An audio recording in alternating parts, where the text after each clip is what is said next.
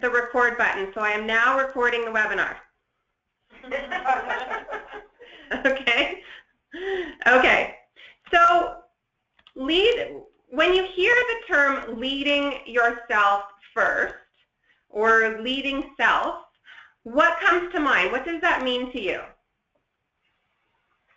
Well, you need a certain form of discipline. You just can't go helter-skelter all over the place like a headless chicken. You have to have control of yourself if you want to accomplish something. Okay, good. So discipline over the actions that you demonstrate, over the decisions, over how you choose to lead, and being sort of focused in that. That's great, absolutely. What else does it mean? I mean, you have to be an example. If you're telling everybody not to do something, but you do it, right? Not, you can't expect them to do okay, good. So being a role model, so walking the talk, right? Not living the do as I say, not as I do rule, right? So, like you said, being conscious of role modeling what you're asking your team members to do. Absolutely. Anything else? You need goals so you know where you're going. Yes, absolutely. You know, it was interesting. I was listening to a video today where Brian Tracy, who is a very influential figure in the area of personal development and growth and success, and he works with a lot of entrepreneurs, and he was saying that the #1 reason for failure in life or in leadership or in business is not having goals. And so having goals in various aspects of your life, whether it's your leadership development goals, your team goals, your life goals, are key to becoming even better and achieving even more success. So which is the reason why we're really focusing on that today. So absolutely, having goals is a key part of leading yourself. Anything else? I gave stuff to you now. Pardon? Not that I'm keeping count. Elise said I gave 2. She's gave that to other members.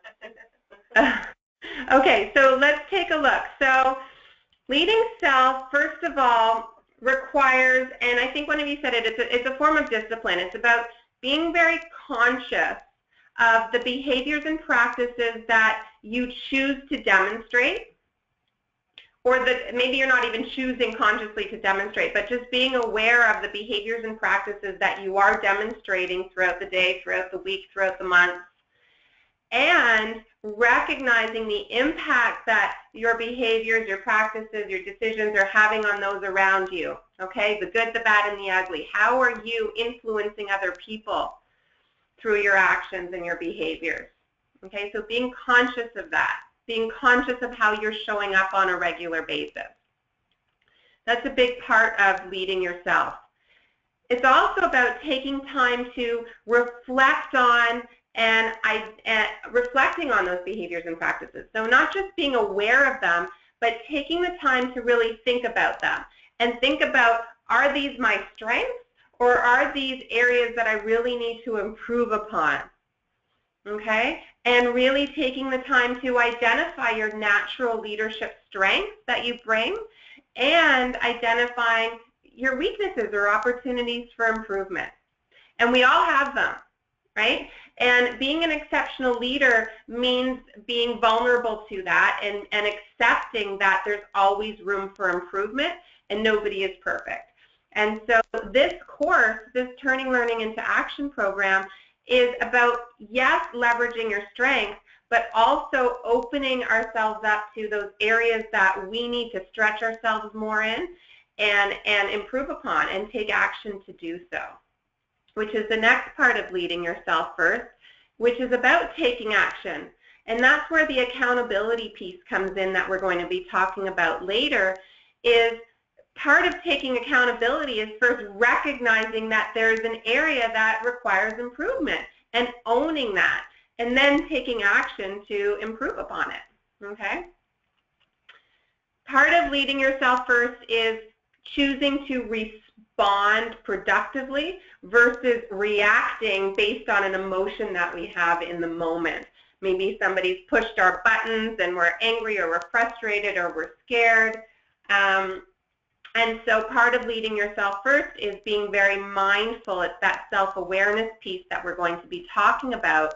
Very mindful of what's going on internally and choosing to not allow those emotions to determine how we're reacting in that moment. So we're going to be talking about that a bit as well.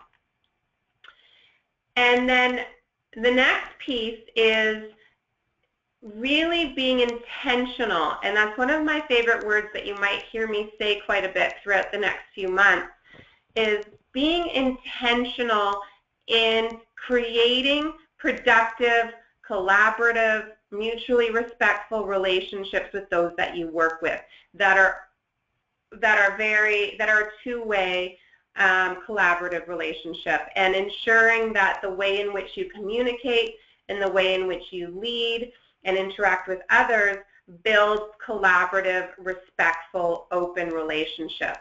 And so a lot of the topics that we've included over the next 6 months really focus on building strong relationships.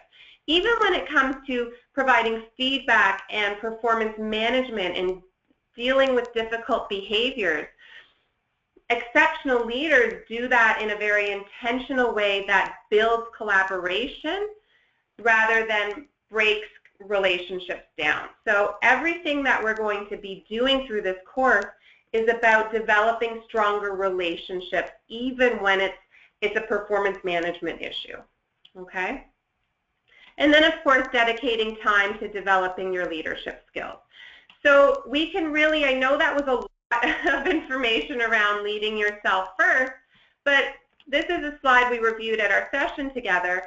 We can break it down into 3 key pieces. Okay, leading yourself first is about reflecting on your behaviors and practices, how you impact those around you, your strengths and your opportunities for improvement, and who you really want to be as a leader at the end of the day. So it's about reflecting on yourself and your leadership. The next piece is setting intentions. What are you going to do to be even better and to build even stronger relationships, for example? And then the third piece is taking action. So that's really what, almost what this program is modeled after, reflecting, setting intentions, and taking action. Really, there's a first piece before reflecting, which is gaining new knowledge.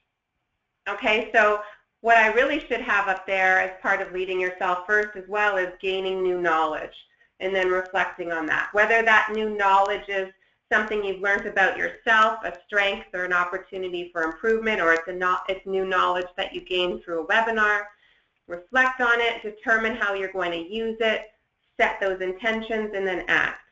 Okay? That's really what leading yourself is all about. Any comments or questions about that? No. Okay. So let's apply the leading self concept then to your goals. As I said earlier, I just discovered one of the main reason why people fail is because they don't have a goal to begin with. And so let's start with, I want to hear about your personal development plans and the goals that you've set for yourself, because these are the goals that I'm going to be continuously bringing you back to over the course of the next 6 months. We're going to be using these goals in our coaching sessions together. I'm going to be asking you about them during our webinars. And so these are really set the stage for what you want to achieve, for some of what you want to achieve over the next 6 months. So what I'd love to do is start by asking each of you to share your goals and really just walk through. I'm going to pull up the sheet here. Oh, here it is. Walk through your personal development plan. around sharing the specific goal, how it's measurable, is it attainable, etc. Okay, so who would like to go first? I will. Great. Well, one of my goals is to gain the experience that I need to reflect the confidence that I would like to reflect on my employees. I know that experience is going to be gained with time, so it's not really a good goal for this course. But like I said last time, I would like to learn some new methods to settle any conflicts with my team. Okay, okay, good. So I'm just jotting these down, Stephen. So can we start with the first goal that you set, which was gaining the experience I need to reflect the confidence that you need in your role to reflect and to build in others. Can you tell me a little bit more about the experience piece? What type of experience is it related to the tasks of being an exceptional director of finance? Is it about building experience around leadership? What experience are you referring to there? It's mainly through tasks, knowing the past of the hospital, being able to answer questions, why things are right now, and trying to learn as fast as I can all the history that is behind me. Okay, good. Okay, excellent. That's clearer for me. That's great. So how will you know when you've achieved this goal? When I will be able to answer the questions that the people ask me. Okay, good. So when you have the answers to the questions, when you feel as though you're answering more questions than not. Yeah, right now what I do, I just say, let me check, and I'll get back to you. Right, and that's okay too. That's okay too. And so, is this goal attainable? So let's say, what was the time frame you set for yourself for this goal? 15 years. Well, as quick as I can for sure. Maybe 1 year. Okay, good. Now, are you able to, and this is something we can talk about more in a coaching session, but are you able to prioritize the areas that are most important for you to build your experience in, to focus on first, second, and third type of thing, so that it's a progressive versus all, I got to learn it all right now? Are there ways that you can prioritize it? Yes, that's what I did for the last year that I've been working here. There's different times through the year that some different tasks are more rushing and are due, like every quarter, and the year ends and stuff like that. So a budget, so that's once a year. So there's always something to learn and to dig in it. Okay. Okay, great. So your first goal is to gain the experience that you need to answer the questions and demonstrate confidence in your role, and that you have the knowledge needed to do your role very well. Is that right? Yep. Okay. And then that's great. And the second goal you mentioned, new methods for settling conflict with team members? Yes, that's right. Okay. So can you give me, I'm curious, can you give me an example without getting too specific, but an example of conflict? Is it conflict between other team members? Is it conflict between you and team members? Can you give me an example? Well, I've been very lucky to have a great team, and there's not too many conflicts. But I want to be well equipped when any conflicts will happen. Okay. Our department changed a lot in the last year. We have lots of new employees. I've had this situation that a senior employee didn't want to work with a new employee. We try to accommodate her as best as we can. We put a wall between the two desks to make sure that they don't see their face all day long. But it's good now. It's better now, I would say. Okay, good. And so it's about being prepared. Yeah, being prepared to face any conflicts between employees or between myself and any employee. Okay, okay, great. And are you generally comfortable dealing with conflict, Stephen? Or is this something that's outside of your comfort zone? Yes, I think I'm a good listener. I let people talk first, and then I ask them to suggest any option that they think it would resolve their own problems. Okay, great. Perfect. And so how will you know then when you've achieved this goal? Well, if there's any conflicts, I will try to apply what I've learned in this course, and if it works, that will mean that I've learned new methods and new tricks to settle any conflicts within my team. Okay, great. Perfect. So those are your two goals. Did you have any other goals? No. Good. Okay. Thank you, Stephen. Thank you for sharing that. Excellent. Okay, who's next? I'll go. And who's this? Sorry. Elise. Oh, Elise. Hi, Elise. Hi. Okay, one of my goals is to better communicate with the staff so that we can achieve our short-term goals more efficiently, and so that my staff know what I am expecting of them. Okay. I plan to do this. I already have monthly meetings, lab meetings, but I think what I want to do is add what I would call huddles, where we have just a short, an informal meeting, no agenda, no minutes, just clarify with everyone what needs to be done this week and by whom. Good. So good. I like that goal. Communicating more effectively so that we can achieve our short-term goals more easily, and so that this is a key piece of this too, Elise, so that your team members know what's expected, what you expect of them, right? Yeah. Which is important. So, and it sounds like you've started taking action, which is excellent.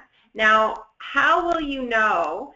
So let's say, is your deadline for this by the end of this course, or what deadline did you set for yourself for strengthening your communication? Well, I hope that by the end of the summer, I'll get a good feel whether or not it's working just by, I'll know if the goals are achieved at the end of the week for that week, and by the end of the summer, I'll see if we frequently attain these goals or if we keep missing the mark again. Okay. Okay. Are there other ways you can measure the fact that whether your communication is improving? Because the goal is improving how you communicate, right? And the outcome of that goal is absolutely better results, clearer expectations, achieving goals. How will you know when your communication has improved? So you said some of the evidence would be, are we reaching, are we getting better? Are we reaching these goals?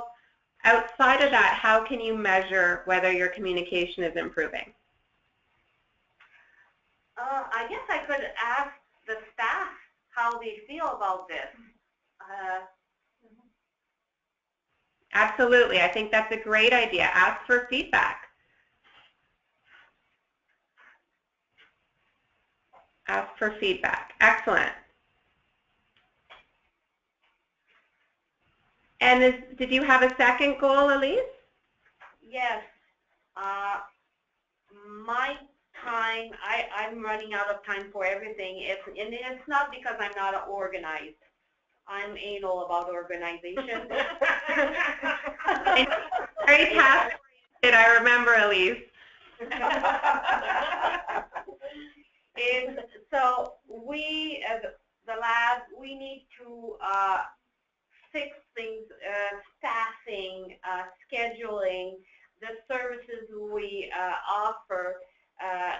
Everything needs to be reorganized so that I might be able to have more time to myself to do my managing part. That's a big Okay, project. so reprioritize, do some, create some greater efficiencies around some of those tasks so that you have more time to manage and lead. Right. Okay, excellent. So how are you going to measure this goal? I already keep track of how much time I spend outside work hours trying to catch up. So if I can get that down to 0 and do all my work at the hospital, then that will be a good indicator. Okay, good. That's a very good indicator. And when do you want to have achieved this by? Well, I think that would be a 2-part project. So by this fall, I would like to have the staffing and the scheduling reorganized. And by a year from now, we'd like to have a big project with services or offered to other hospitals in place and fully implemented. Okay, good. So there's 2 milestones there. Excellent. Okay, great. And did you have another one? No, that's enough. Okay, thank you, Elise. I appreciate it. Who's next? It's Sylvie Kimiri, Coordinator of Health Records. Hi, Sylvie. Hi. My first goal is to better manage my time and put priorities on my tasks. Okay, great. So manage time more effectively and prioritize. Okay, excellent. How will you know, so what's driving? Why is this a relevant goal for you, Sylvie? It's because, well, especially now I've had, we've been short-staffed for the last 3 months now. I had 1 staff retired and the other one was off sick leave. I'm also working on a special project half of the day. I'm supposed to.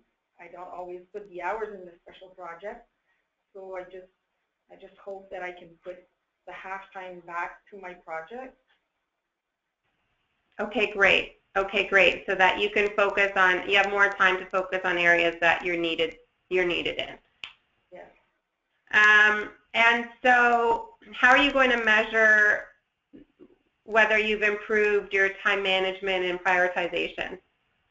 Well, when I don't have as many incomplete tasks or assignments open all at the same time.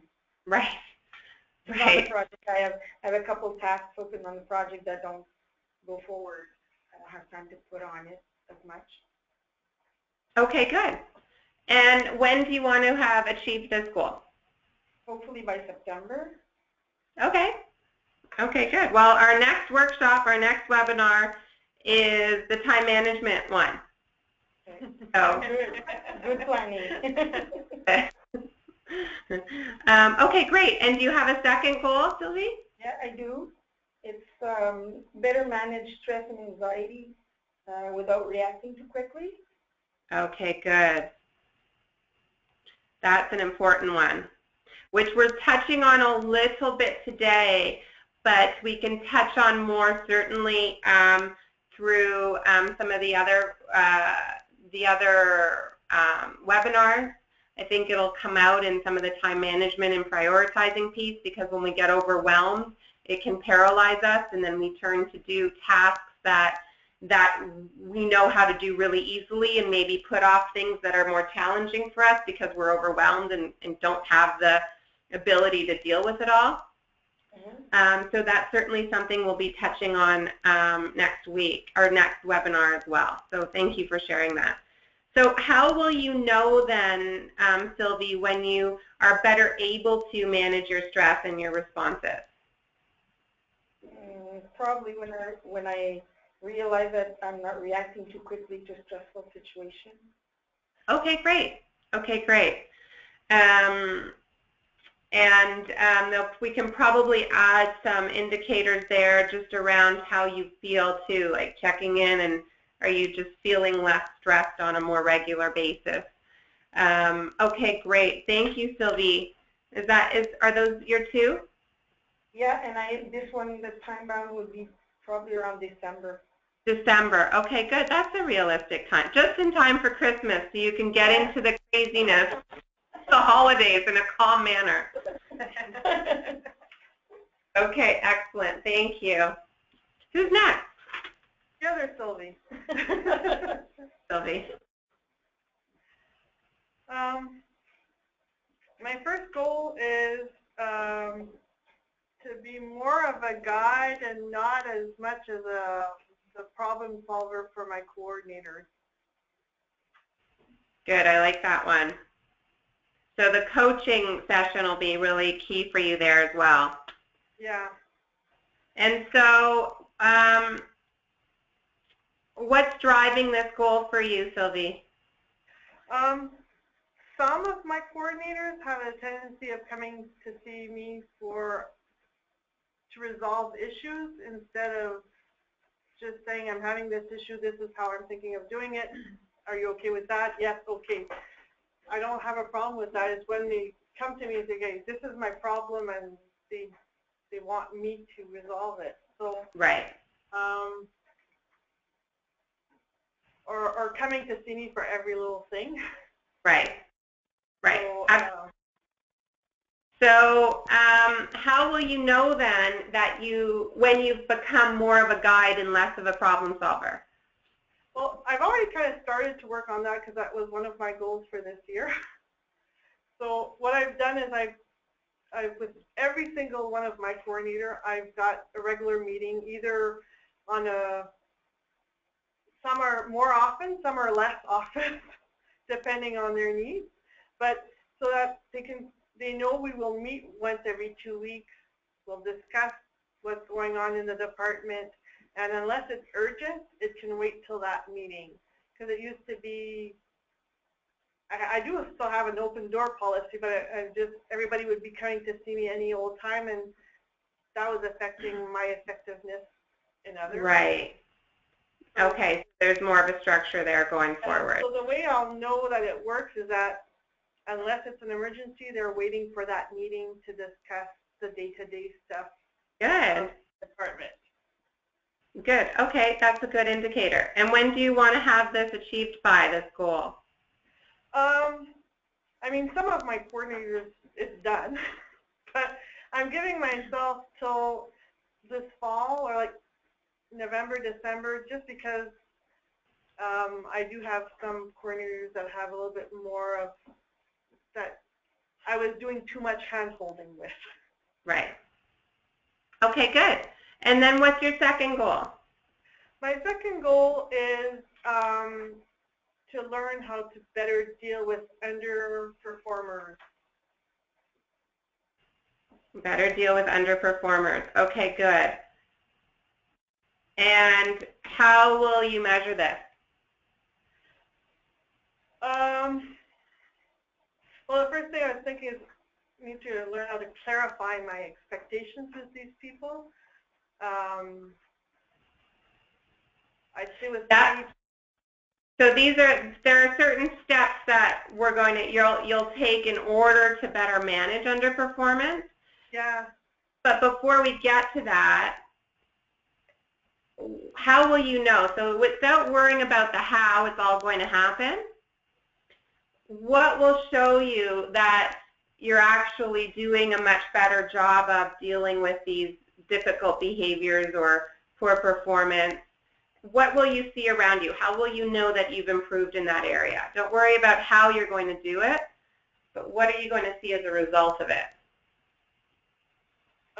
That I don't get for certain people, that I don't get comments anymore saying so and so is not doing their job, or they don't seem to be doing their job, or they're not meeting expectations. that I'm not feeling disappointed in what's going on either in their department or in their personal, like on their work. Okay. Excellent. Excellent. And when would you like to have this achieved by? I was giving myself like till March because I Okay. have come in. Fair. Some of these employees in particular have been employees here for over 25 years and have never been dealt with. So Right. I'm not expecting to change their way of doing things overnight. Right. Good. So then that's very realistic, right? If you had told me, well, I want to have everything perfect or fixed and everybody, you know, top performers by the end of the summer, then that probably wouldn't be a realistic goal. So, And some of them might be quicker, but some might not. right. Not Absolutely. just one person. Okay, great. Thank you. And then, are those your two goals, Sylvie? Yes. Okay, excellent. Thank you. And then Louise? Yes, hi. Hi. My first goal is to try to motivate my staff to be more interested in their careers and to work together to reach some of their department goals.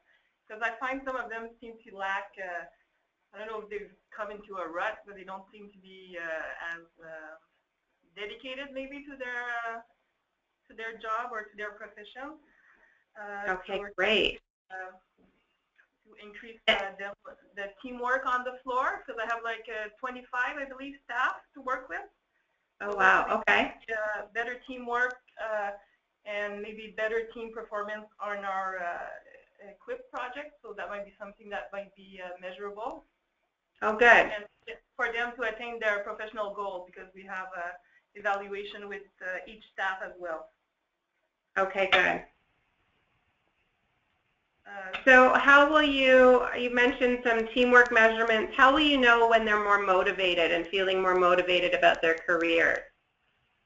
Well, I think it will see more positive people, more interested in working together, coming up with some initiatives themselves to do certain things to promote the floor, the functioning of the floor. Okay. Okay, great. And when have you set a timeline for yourself? About a year, because with the professional goal, it's going to take a while for me to meet everybody for the first time and then to reevaluate at that time. Okay. Okay, great. That's realistic. Okay, good. And then did you have a second goal, or there were a couple of goals within there? You had met better teamwork, etc. Do you have another goal? Well, I think to provide a positive work environment and to have them have a better employee relationship,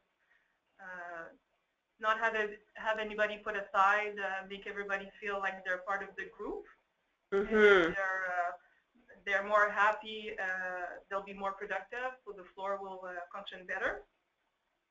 Absolutely. They're all interrelated, right? The motivation, more positive work environment, all of that is all towards the same outcome. A year also for that one. Okay, great. I've already started to work on that. We had a staff meeting actually on Tuesday, and to make it more interesting, we had it at a restaurant in one of the rooms at the restaurant, and it was very positive outcome. Oh, good. I was suggesting maybe we could do it every 2 months, and somebody suggested every 2 weeks. So I don't know if it's just an excuse to go out, but so I might look at either monthly or keep it every 2 weeks, 2 months, sorry. Excellent, excellent. Well, thank you for that. Did I miss anyone? I know Manon's not here. No. No? Okay. So thank you. We have some great goals, and we have an eclectic mix of goals as well, which is great, and they do all relate with one another.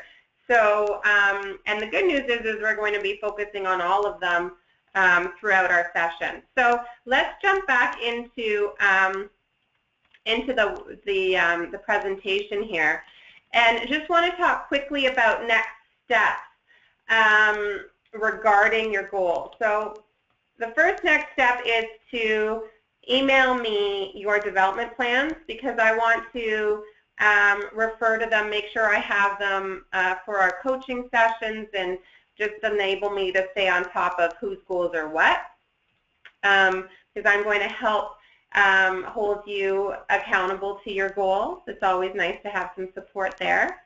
And then I'd like to recommend that you share these plans with your direct manager, whoever you report into, and ask them for feedback as well, because your goals are going to be a big focus of our coaching sessions, as well as other areas that you feel you want to talk about.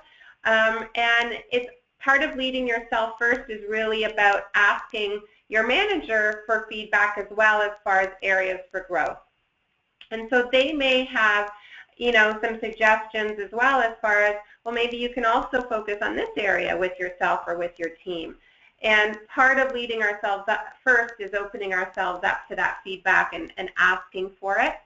So I do recommend that you share your plan with your manager and ask for some feedback on it. Any questions or thoughts around that? No. Okay. Let's just see here. So I'm going to jump ahead to emotional intelligence. And I want to start, before we get into what studies show about EI, what jumps to mind? So I mentioned that emotional intelligence is a really big piece of leading yourself first. So when you think about emotional intelligence, what does that mean to you? What do you know about emotional intelligence? Reaction. Reaction? In what way? Well, if you react before thinking what you really want to say. Okay, so emotional intelligence is about reacting, or is it about managing your response or your reaction? Managing. Okay, so it's about managing it. Absolutely it is. What else is it about? Knowing what your triggers are, what sets you off. Absolutely, knowing what your triggers are, so that self-awareness piece, so that you can manage your response. If you know this person always pushes my buttons, so you can be prepared for that, knowing your triggers. What else is it about? I think knowing who your audience or who's the person you also need to know who you're talking to and how you, because with the one person you'll answer one thing, with another person to say the same thing you have to say it differently. Okay, excellent. So it's about being aware of others, right? And the differences that in how people communicate, or different needs that other people have. So you've mentioned two really important things about emotional intelligence: being self-aware and managing our responses, and also being aware of others and their needs and how they communicate and what makes them tick and all of that good stuff. So you've hit the nail on the head there, and we're going to dig a little bit deeper around how we can apply this to your own leadership. Now, emotional intelligence has been proven to be a phenomenal competency and really impact success. So studies have shown that for all levels of jobs, EI competencies are twice as effective as IQ in determining somebody's ability to be successful. So what that says is that the way in which we relate to others and work with others and manage our responses and are self-aware has a much bigger impact on our ability to be successful than our book smarts and our IQ. So it's all about how we interact. That's much more important. Okay? Also, leaders with high EI will create healthier work environments because they'll be much more in tune with how their behaviors are impacting others and really making sure that everybody's able to operate at their best in a healthy environment. This was an interesting statistic as well. The higher the level of the job's complexity and authority, the greater the impact of emotional intelligence. So why do you think that is?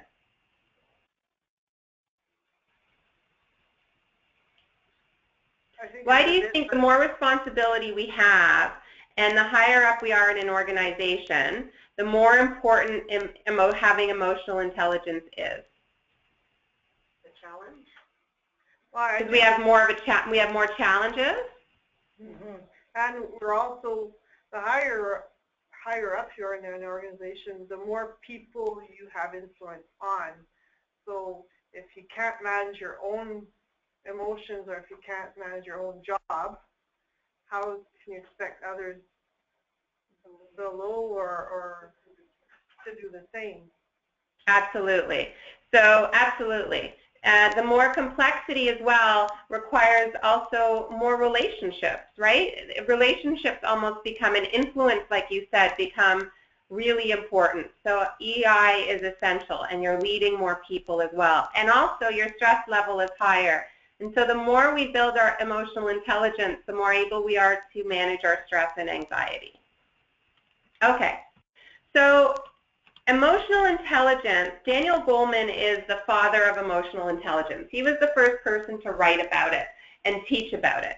And so he defines EI as the capacity for recognizing our own feelings and those in others, for motivating ourselves, for managing our emotions well in ourselves and in our relationships. Now, this next definition is the one that I like best and use most. So EI is the ability to understand, accept, and recognize our own emotions and feelings. So that's that self-awareness piece, including their impact on ourselves and other people, and to use this knowledge to improve our own behaviors as well as to manage and improve our relationships with others.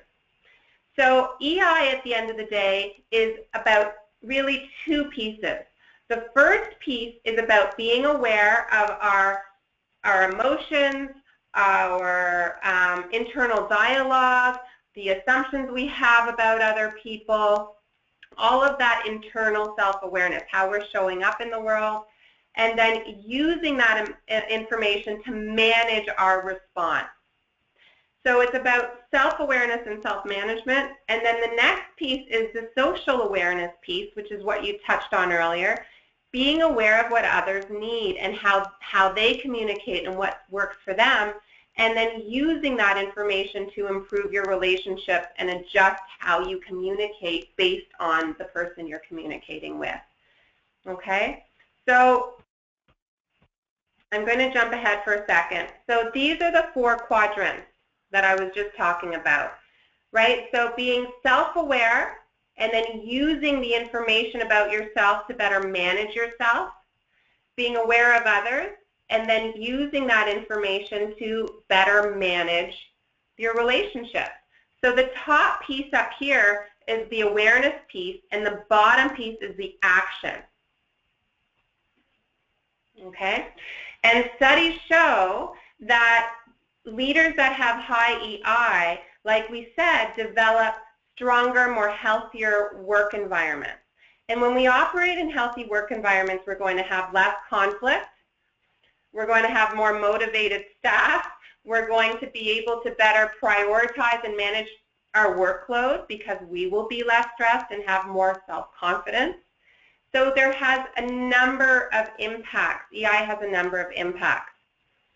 And so I just want to share with you the difference between a team that is high in emotional intelligence, that is led by a leader that has high EI, versus a team that is led by a leader who has low emotional intelligence and the team has low emotional intelligence. So this is an unhealthy team. And this is a quote. Sorry, I'm just going to open my office door. It's really hot here. So this is a quote from a woman that I interviewed for my book, for my healthcare book. And she was working in a team that was unhealthy and really had low emotional intelligence. So after each shift, I go home feeling defeated because I can't give the care I want to my patients. I don't work in a supportive environment where people trust and respect one another, and that impacts my ability to ask for help and to trust that others will be there when I need them to be. Okay, so we know when we're operating in an environment of low emotional intelligence, when we are in survival mode. Okay, there's not a lot of trust, there's not a lot of communication, there's not a lot of respect, and people aren't supporting one another. But high EI, this is an example of a team from a hospital here in Toronto actually in a transplant unit at a children's hospital that had very high EI. And this is a quote: "The patient is the #1 priority at all times. There's no ego, there's no jockeying for position, and no pecking order. We are simply there for the patient, their family, and for one another. It's hard to describe. I never feel alone because there is such a strong sense of teamwork. I know that when I ask for help, I'll get it. I know I can always ask questions, and I know that my opinion is valued." So when we as leaders develop our own EI, there is a ripple effect. When we become more self-aware and are better able to ensure we're responding productively and respectfully and openly to our team members and adapting our communication to suit their needs as well, then we're building healthier climates.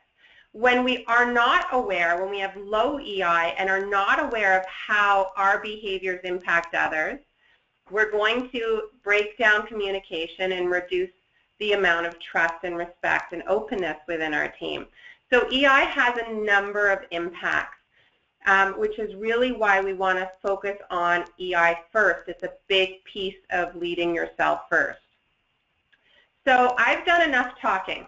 So what I would love for you to do is I'd love for you to break into pairs and choose one of these quadrants. Okay, so choose, well, maybe I should assign quadrants. So I'm going to assign quadrants to 3 different people, and then you can break into pairs. So I'm going to assign quadrants, and what I'd like you to do is brainstorm for a couple of minutes what that quadrant means. So what does it mean to be self-aware? How do you become self-aware? What are the skills or behaviors required for being self-aware? What does being socially aware mean? What are the behaviors or skills or practices you need as a leader in order to be socially aware? And why is that important? Okay, so I want you to brainstorm what these quadrants mean. So I'm going to assign, so Louise, will you and your partner take self-awareness? Sylvie Bélanger, will you and your partner take self-management? And then social awareness, will you and your partner, or sorry, Stephen, will you and your partner take social awareness? Sure. And then just take a couple of minutes and brainstorm what these quadrants actually mean, and then we'll all do relationship management together. Any questions? Self-management. Self-awareness. Self-management?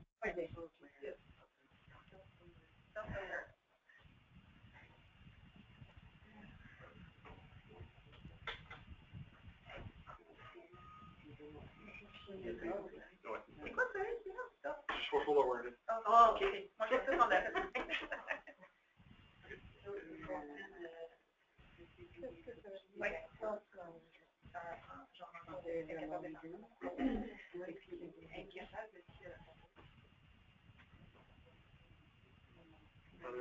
Emotion and character.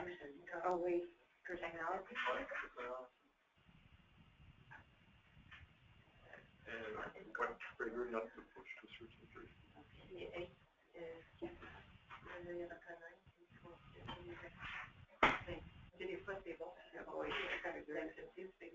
Ouais, j'accepte. Active, mais comme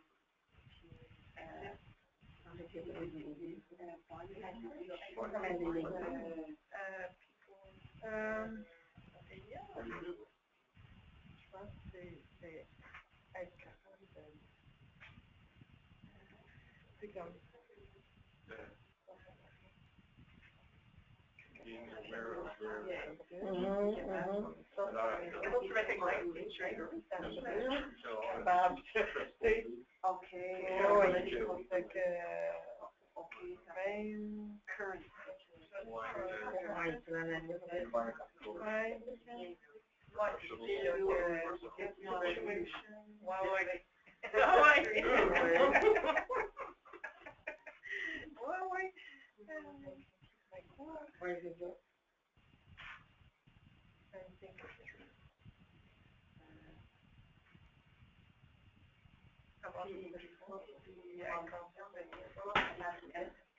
Okay, let's regroup. I'm just conscious of time.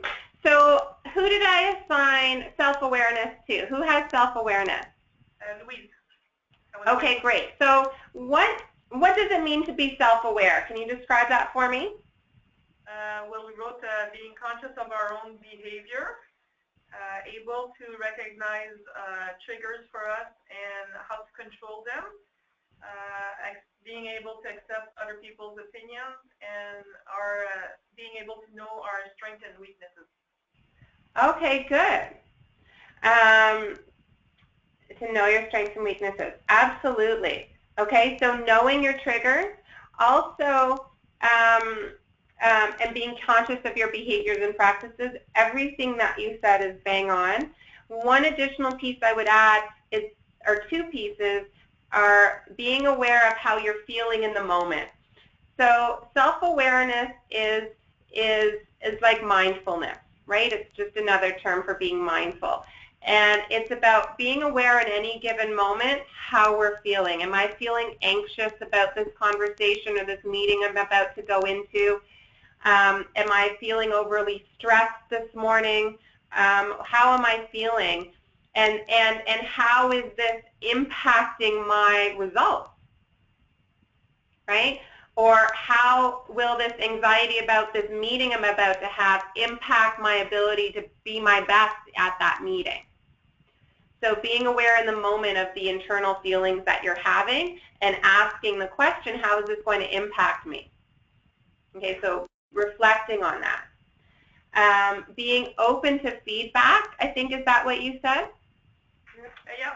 Yeah, being open to and being welcome to feedback, absolutely. And that really crosses over into the self-management piece, right, where we're actually, so the first piece of self-awareness is just being aware of it. The self-management piece is then doing something about it, like making the decision to be open to that feedback and managing the emotions that we might have around receiving the feedback and managing our responses to it. So that's a really good, transition into self-management. So any questions around self-awareness? Nope. No. So then on the other side, what does social awareness look like? Well, you have to become conscious of the emotions and personalities of the others in the room with you, know what their triggers are. You have to be able to read body language or listen to the tone of voice to be able to respond properly and show empathy or show the appropriate response. You also have to be aware maybe of their current professional or personal conditions at the time. Absolutely, absolutely. So it's really about, everything that you said, right? Being aware of how other people are feeling, how they're feeling about a decision that you've just made, how they're feeling about, changes in the organization or just on that day, right? Being in tune, and you said a couple of really important things there, to body language and tone of voice, right? So for example, when we're leading meetings, and if we tend to be more task-oriented, and I'm task-oriented, and we're very focused on the agenda and getting through the agenda, and we're not in tune with people in the meeting, and whether somebody might have a question based on the look that they have, or maybe somebody's not on board with the decisions being made based on their body language or tone of voice, then we just keep going in the meeting and we don't stop and check in and ask, what do you think about this? How do you feel about that? Let's talk about this. So if we're not in tune with others, then we're less likely to engage them in dialogue or conversation or ask questions at the right moment when they're clearly in need of more information or in need of something. So if we don't have that social awareness and are in tune and are not in tune with others, it can really limit our ability to build that collaboration and engagement and those really deep, important relationships to have healthy, productive teams. And it can create conflict if we don't do that, right? If we ignore those signs or aren't aware of them, then we'll have conflict. So we really want to prevent unproductive conflict, and we can do that by being socially aware. And for those of us who are task-oriented and tend to be more detached in our nature, it doesn't mean that we can't be more in tune with others. It just means that we need to recognize and be more conscious of being aware of other people's cues and the way in which they communicate. Social awareness also means, self-awareness, to add to self-awareness, means being aware of our behaviors, how they impact on other people. So that's how social and self-awareness tie in. Okay, so great. You hit all of the pieces of social awareness. One interesting thing you also said was knowing their triggers. Okay, and that doesn't just happen overnight. That comes when we build relationships and you recognize when somebody might be being defensive or what have you. So learning the triggers of other people. Okay, and then the third group was self-management. So what we think is self-management is how you deal with your awareness, your self-awareness. So it's the action you take with what you've learned or what you know. So for example, even if the situation is frustrating, you can still keep your cool and be able to think it through before making a suggestion or making a move or whatever. So it's how you are a better leader, or you're able to give an example to others. Even they know, because the ones that hit your triggers know that they're hitting your triggers. If you can show them that you're not going to let them push your buttons, at some point they'll stop trying to push your buttons. Absolutely. That's a really great example, right? Is not allowing somebody to push your buttons and keeping calm and keeping cool. Another example is, instead of, maybe your natural reaction is to provide a solution to everybody's problems when they come to you, and but you recognize that as an area that you need to change.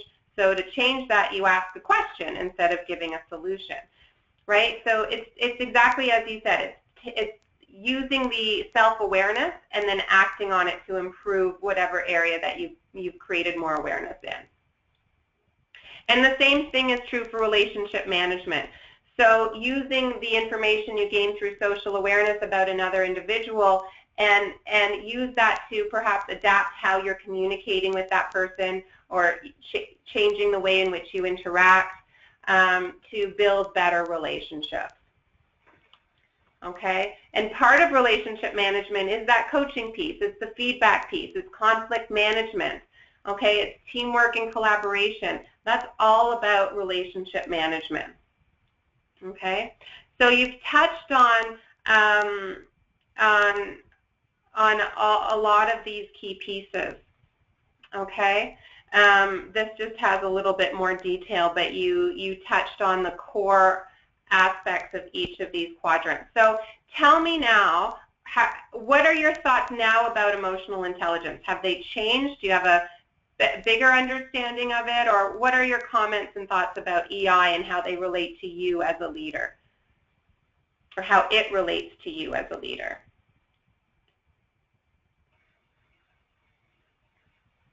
Well, it's more clear that there are steps to follow before making any decision, or before talking or making a suggestion. Listening is a big part, and try to evaluate the employee in front of you the best you can. Right, absolutely. Yeah, emotional intelligence many years ago when I first started learning about it seemed to be this woo-woo, soft thing out there that didn't really have a framework around it. But when I learned about this model, it added that structure piece to really understand, okay, it's about these 4 pieces. And I can wrap my head around strengthening myself within these 4 areas, as opposed to it being very broad and, you know, foggy almost, right? Any other thoughts around emotional intelligence? I think for me personally, is a lot of this is instinctive to me. Mm-hmm. I never might have structured it, but for me, it was a lot of this is instinctive. Your example when we talk about self-management of where I can use this to help my coordinators come up with their solutions. That's where, like now that it's more structured, I think I'll be able to even better use my self-awareness and my social awareness that I think I have a good grasp there. It's right. the management portion that I need to work on. Right, absolutely. So the thing about this is you can choose an area that you want to strengthen, right? That, okay, for the next couple of months, I commit to being more aware of how I'm feeling. So if one of my goals, for example, is to reduce my stress and anxiety, well, that's a good cue if that's your goal to focus on more self-awareness and being in tune with why am I'm feeling stressed right now and why am I feeling this way? And what's one thing I can do to reduce that right now, right? If one of your goals is to improve, motivate your staff, well then maybe the social awareness is really about understanding what will motivate them, okay? What's going to drive them, what's important to them, and then using that to create that climate that you want to create. Okay, so based on the goals that you have, that can help you determine which quadrant you want to start in over the next maybe month and build some more awareness or take some more action in that area. So either decide to either build awareness in an area or take action in an area to better manage it, one or the other. Does that make sense? Yeah. So I'd like to apply this right now. So, I shared, I'm just jumping back. So I tried to draw this image in our workshop, if you recall, and it was very messy. But basically, this graph tells us that we can have an external event, and we will react to that event based on how we interpret it, okay? And we interpret an event based on our past experiences, based on how we're feeling in the moment, based on our assumptions that we have about that person, based on our values and beliefs, our attitudes, even our language. So how we define certain words might be different than the other person, right? How we interpret tone of voice. So, Louise and I can be sitting in the same meeting and walk away having 2 completely different experiences based on how we're interpreting that event. So an event happens, and then we create an internal representation of that, which will either make us happy, frustrated, sad, confident. It will impact our state of mind, okay? Based on our state of mind and our beliefs about that event, that will drive our behavior. So we don't have control over what's happening out there. We don't have control over what other people say or what other people decide or the state of the economy or the restructuring that's happening. We don't have control over that. What do we have control over? Ourselves. Pardon? Is that what you said? Ourselves? Yeah. Ourselves in what way? Well, how we react to the situation and how we deal with it. Right. You have absolutely complete control over how you respond to it or react to it, how you feel about it. You have control over the stories you tell yourself about it, right? All of the thoughts that you have. Remember I shared that We have 50,000 thoughts a day, and 80% of those thoughts are negative. Negative about somebody else, negative about a decision, negative about, oh, the traffic was awful today, which probably isn't in Hearst, but it is here.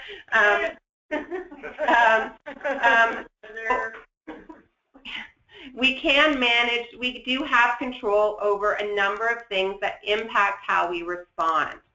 And so being self-aware is about recognizing your triggers, your emotions, the stories you tell yourself. So taking time to stop and think, what am I telling myself right now that's making me feel so badly?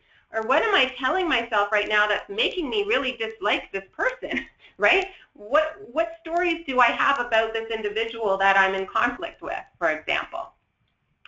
And we build self-awareness by recognizing the assumptions that we have about situations or other people that aren't really working for us, okay? So I'd like for you to participate in a quick exercise. So if you would take out your handouts that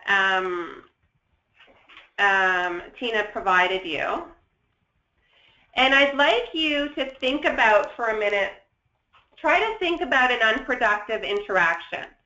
Okay, whether it was an interaction with a team member that didn't go as well as you had hoped, try and keep it to something that happened at work. If you can't think of one at work, then think of one in your personal life. You don't have to share this with anybody, but think of something that, an interaction with somebody that just didn't go as well as you would have hoped, where you didn't, your buttons were pushed or you got frustrated, okay? Then I'd like you to think about, okay, what were your triggers? What triggered that reaction?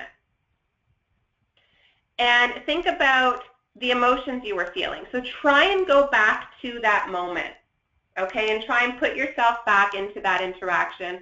Write down the emotions that you were feeling. Describe the internal dialogue that you had, any assumptions you were making, and then list what was the impact that this interaction had on other people or that person, and what was the impact on you. Okay, and then we're going to talk about what you could have controlled in that situation, because we're moving from self-awareness, so understanding the cause and effect, and then taking action to ensure it doesn't occur again, right, or to better it next time. So take a couple of minutes and complete that exercise on the first page. Do you have any questions? Okay.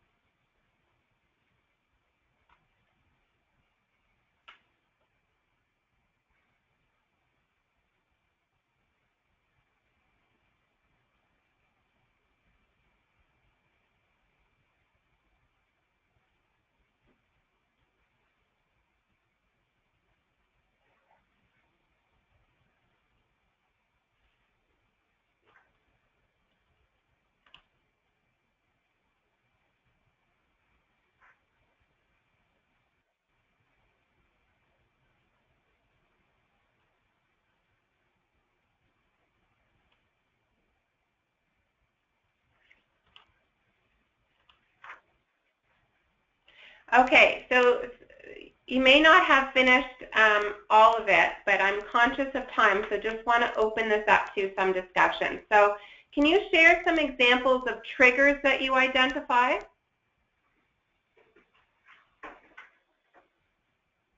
Triggers? Yeah. Respect, logic. Okay, logic, respect. So when somebody is not being logical, that's a trigger? Sometimes, yes. Sometimes, yeah. Okay, good. What are some other triggers? When my integrity is questioned. Ah, absolutely. Okay, good. When integrity is questioned. What else? For me, it's negativity, whining, not letting go of the past, always living in the past. Well, back then, you're always doing it this way. Or Right. Okay, good. Absolutely. Complaining and whining, not letting go of the past, right? Taking ownership for things, not taking ownership for things, I should say. Okay, good. Any other triggers? So we all have our own triggers. Some are common, some are unique to us, right? And they then cause some emotions. So what are some emotions that you identified? Frustration. Right, frustration. Confused. Yeah. Defeat.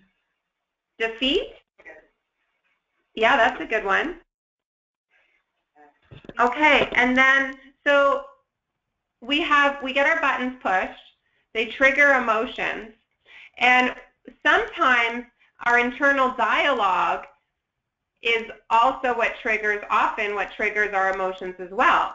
So for example, we see somebody coming into our office, and then we start immediately talking to ourselves about that person, right? Here we go again. That person's going to start whining and complaining like they always do. And so we start revving ourselves up even before that interaction even begins oftentimes based on our past experience with that person. So what's some examples of internal dialogue? Swearing. That you This person is annoying. Yeah. oh, that person's never going to change. Yeah. Right? And then how does that internal dialogue impact you in the moment? So going back to this unproductive interaction, how did your internal dialogue impact you and how you communicated with that person, do you think? I think we have a tendency of closing up, wanting to be done with that person as quickly as possible, and just not wanting to deal with it. Yeah, absolutely. It shuts things down, right? And then we end up in a typical cycle. You know, it ends up being almost the same repetitive cycle with that person over and over again, right? Because our triggers keep getting pushed by that person. We end up with the same frustrations or emotions. We tell ourselves the same thing about that person, and so we behave in the same way. And so we just, you know, rinse, wash, repeat. It's the same thing over and over. And when we have our assumptions about that person will never change, right? So our internal dialogue can give us some indication around the assumptions that we're making. Now, what do you have control over out of all of these things, what do you have control over? Emotions and internal dialogue, maybe. Yeah, your emotions and your internal dialogue and your assumptions. Now, by having control over your emotions, you know, if you're feeling scared or if you're feeling frustrated or sad, it's okay to feel those things. It's not about shutting your emotion down and never feeling these things, because that causes other issues.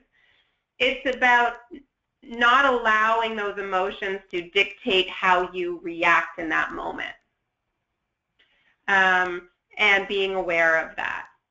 And so what was the point of going through this exercise?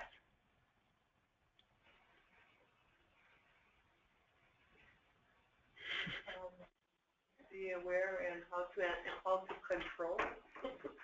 Being self-aware And not letting our emotions guide us, but be emotionally intelligent, not Yeah, it's an exercise, exactly how you said, in building self-awareness and then moving into self-management. So that next piece is now, okay, so I recognize that these are my triggers, and I recognize that this is how I think about this person, and as a result, this is how I may react to that person. How can I now use this information to better manage the next interaction I have with this person? So as homework, what I'd like you to do is read through the page 2 on managing your assumptions, and then complete page 3. And think about a team member or somebody in your life, ideally it's somebody at work, that you want to improve your relationship with. Maybe it's an employee that is constantly, complaining or whining or what have you. Use that as an example and walk through this exercise. And the purpose is so that we can become more aware of our triggers and our assumptions about other people, and how to change our internal dialogue so that we can create better relationships with people that we at times communicate difficultly with, or don't communicate well.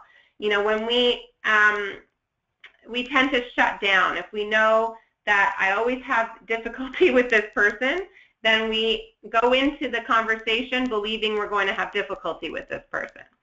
And so the goal is to change that belief and to change our internal dialogue and choose a different response to that person so that we can open up the dialogue and have more collaborative relationships. Okay? So I'd like you to do that as homework. And then what I will be doing is I'm going to be adding the next piece of accountability to the next webinar because we've run out of time. But I want to end by providing you with some strategies for leading yourself first. Okay? So we didn't talk a lot about assumptions, but I'd like you to read through page 2 because it gives you a step-by-step approach to A, recognizing your assumptions, and B, managing them so that your assumptions aren't clouding your ability to really see somebody at their best light, okay? The next piece for managing yourself first is really practicing mindfulness, okay? And taking time throughout the day to pause and check in with yourself. Okay, how am I feeling right now? If I'm feeling anxious, what's causing that anxiety, and what can I do to reduce my stress in that moment? Okay, practice mindfulness before you're about to have a difficult conversation with someone or before you're about to enter a meeting. How am I feeling right now, and how is that going to impact the outcomes of this meeting? Okay, and then we didn't talk about Feed the Right Wolf on this call, but we talked about it in the session, and the goal was to feed the wolf of success, right? And it's all the little things that you do every day will either feed the wolf of success or feed the wolf of mediocrity or failure. And exceptional leaders constantly ask themselves, what wolf am I feeding today? What wolf am I feeding right now? What do I need to feed the wolf of success? What do I need to do? So being conscious of the goals that you're trying to achieve and check in with them as far as, am I doing what I need to do to be the best leader or to achieve this goal for my team? Okay. And then set intentions. And I really do urge you to set intentions, if not on every morning, okay, at least on a weekly basis. So this is an exercise that I do for myself, okay? So in the mornings, I find 5 minutes of quiet time, and I just calm my mind, and I ask myself these 4 questions. I ask, what kind of a leader? I don't use leader. I say, who do I want to be today is what I ask myself, okay? So for the purpose of leadership, what kind of a leader will I be today? And think about what your team needs from you. Maybe there's some conflict in the team, or maybe there was a difficult decision that was made. So maybe they need you to be compassionate and empathetic today. Or maybe they need you to be decisive and assertive today. Okay, so what kind of a leader will you be today? What's needed? What will you do today to feed the wolf of success? What little things can you do to take one step forward towards your goal? And what goals do I want to achieve today? And what will I do differently today than yesterday? Okay, is there anything I need to do differently? Do I need to adjust my approach? So it's really just asking yourself some questions so that you can set your intentions for the day or for the week. And Elise, you mentioned huddles, right? So you can bring your team into this, because your team also needs to, become a team in a mindful way. And so you can have weekly huddles and ask, what do we need to do this week to feed the wolf of success? How did we do last week? Did we feed the wolf of mediocrity, success, or failure last week? And what do we need to do differently this week? So that can be the beginning of your huddles to set some mindfulness and some intentions from the team perspective. So ask more questions, assess yourself, get feedback. Okay, these are all strategies for leading yourself first. Any questions or comments?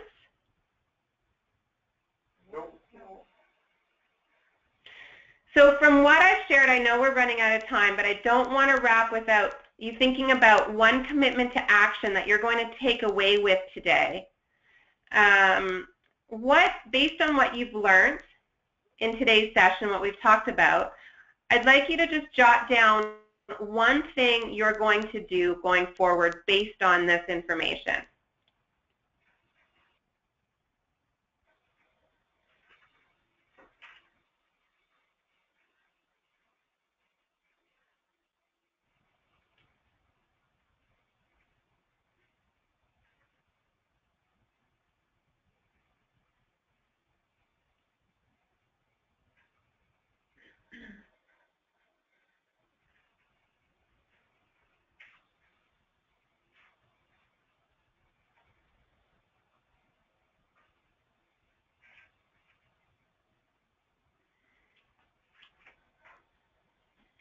So can I have one or two people share their commitments, and then we'll close for the day?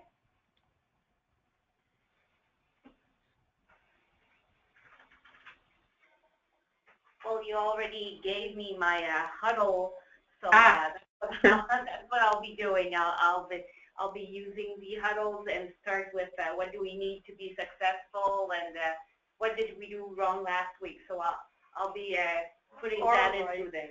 All right. Yes. I think you should have both positive and negative, so that you can repeat the positive. Yeah, good advice. What did we do well last week, and what could we have improved upon? Yeah, excellent. Thank you, Elise. Anyone else?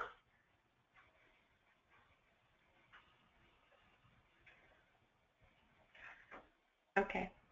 They're all writing. They're very studious right now. Okay, I trust you, I trust you. Okay, well, I'm sorry we've run out of time. I didn't allow enough time for the great discussion that we had around our goals at the beginning. So just as a reminder, please send me your personal development plans, and I encourage you to share them with your managers. And then do your homework, and then I will be sending out an email on Tuesday with some more information for you. Okay? Thank you. Thank you so much. Have a great day. You too. Bye. And Nicole? Yes. These slides will be available? Yes, thank you. So these slides will be up on the website tomorrow along with the recording. Okay, perfect. Okay? Thank you. Okay, bye-bye. Bye. Wait,